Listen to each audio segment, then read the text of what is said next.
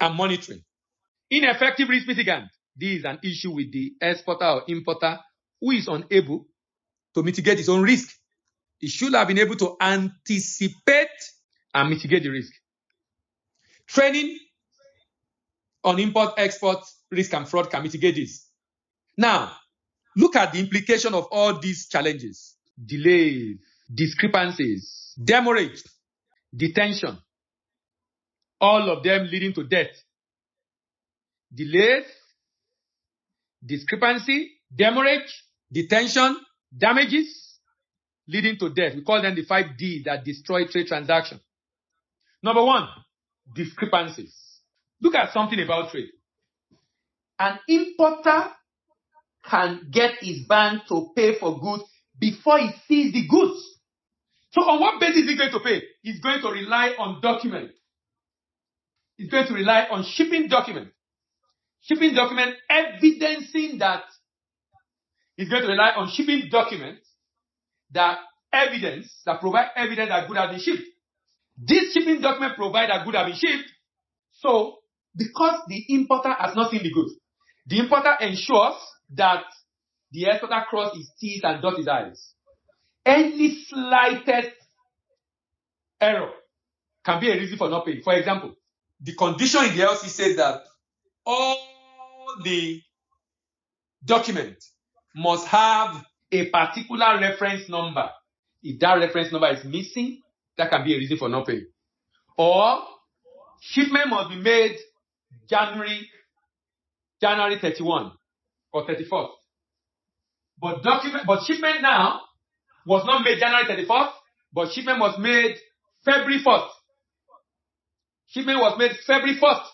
You see that 1 day difference? That can be a reason for non-payment.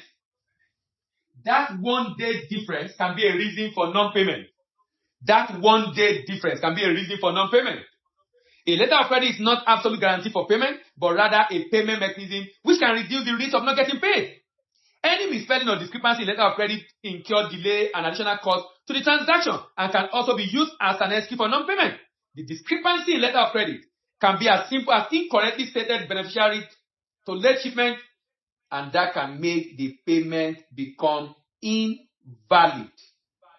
In Nigeria, for example, and I guess in other parts of the world, the custom license agents are professionals, trained, licensed by the government to do the clearing of goods. So, if as an importer, you went through the training and you are licensed, you can clear your good yourself. But if you are not licensed, you cannot do it yourself. You have to engage those that have been trained to do the job because there are a lot of technicalities involved. So it can't be done by someone ignorant.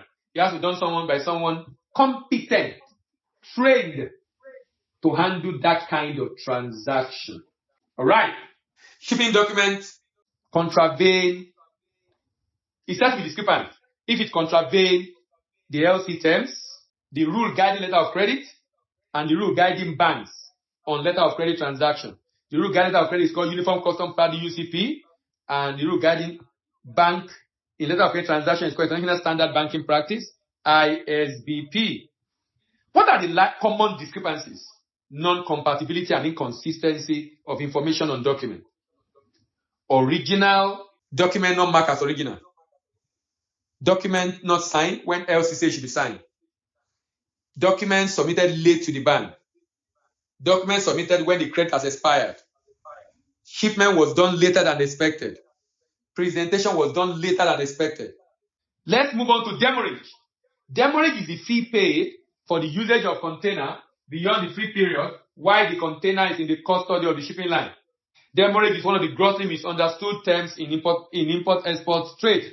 All the costs that they incur, extra charge that importer and exporter incur are wrongly called demurrage. But demurrage for the usage of container beyond the free period while the container is in the custody of the shipping line. This is different from rent or storage charge, which is the fee paid for the space occupied by container beyond the free period while container is still in custody of the shipping line. This is different from rent, the storage charge, which is the fee paid for the space occupied by the container beyond the free period while the container is in custody of the shipping line. So what this means is this: at the same time, you'll be incurring rent and demurrage.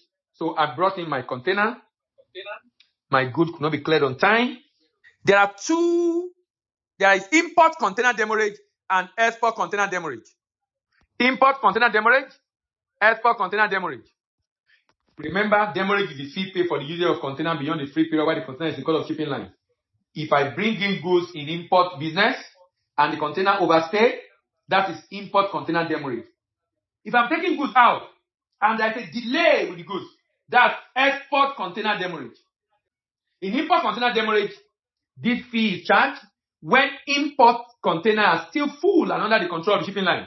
In this situation, the container has not yet been picked up by the consignee and the free time for pickup set up by the shipping line has expired. So what happened? The free period start counting as soon as the container is discharged from the vessel to the terminal. Demurrage fee are charged for the storage of container while the shipping line terminal and container yard.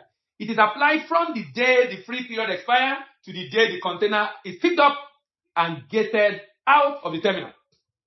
How about the export container demurrage? This demurrage charge occurs after the loaded export container has been returned to the possession of the shipping line, but cannot be shipped out within the allotted free time due to non-carrier related error. Non-carrier related error.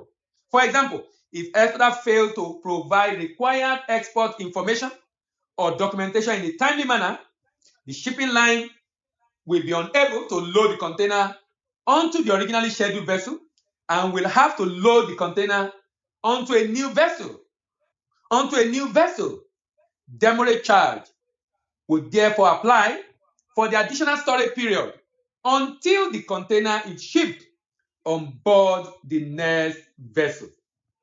How do you prevent demurrage? Demurrage is preventable. Demurrage is preventable. Demurrage is preventable.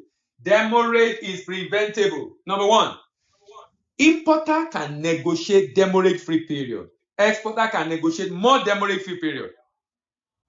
If you look at the question I gave you, the calculation was based on 5 days. And that's the standard fee, 5 to 7 days. But you can actually get more. If I'm an importer and I do large volume, I can use my volume to get more. That I will give you more business. I will do most of my shipment through you. Can you increase my demurrage-free period? Ensure that supplier sends scanned copy of shipping document for vetting before presentation to the bank. To reduce delay in duty assessment and issuance of duty slip. Ensure that supplier presents shipping document to the bank within 7 working days after shipment. Ensure that documents, duty export clearance documents are processed ahead and on time before demurrage setting. These are the things the customer can do, and these are the things you can advise your customer to do. Now, look at detention. Again, demurrage is the fee paid for the usage of container beyond the free period. Look at the definition of detention. Detention is the fee paid for the usage of container beyond the free period while the container is in the custody of the importer and exporter. The difference between demurrage and detention is the location of the container. In detention, you are paying detention fee because you are detaining the container. You are detaining the container. So you pay detention fee. Detention fee is not commonly used term among importer and exporter in the American sector because everybody call it erroneously as demurrage. It's different from rent and storage charge, which is the fee paid for the space occupied by the container beyond the free period while the container is in the custody of the shipping line. So when demurrage is being incurred, detention fee is being incurred. Rent fee is being incurred. There is import detention. I am an importer. I've cleared my goods on time. I didn't pay demurrage. I moved the container to my location, but for one reason or another, the truck had issue. I did not return the container on time. I will pay detention fee. In fact, there is something called container deposit. Generally, if you import, before you move the container from the port, you pay the shipping line container deposit. Container deposit is a fee you pay to the shipping line. If you don't bring back the container on time, they will charge the detention fee in the container deposit and then pay you your balance. This detention occurs when consignee, the importer, holds the shipping line container outside the port beyond the free time allotted. Detention fee is charged when import container picked by the consignee remain in the possession and not returned within the allotted time. For example, if the free period of a consignee to return empty container after pickup is 5 days.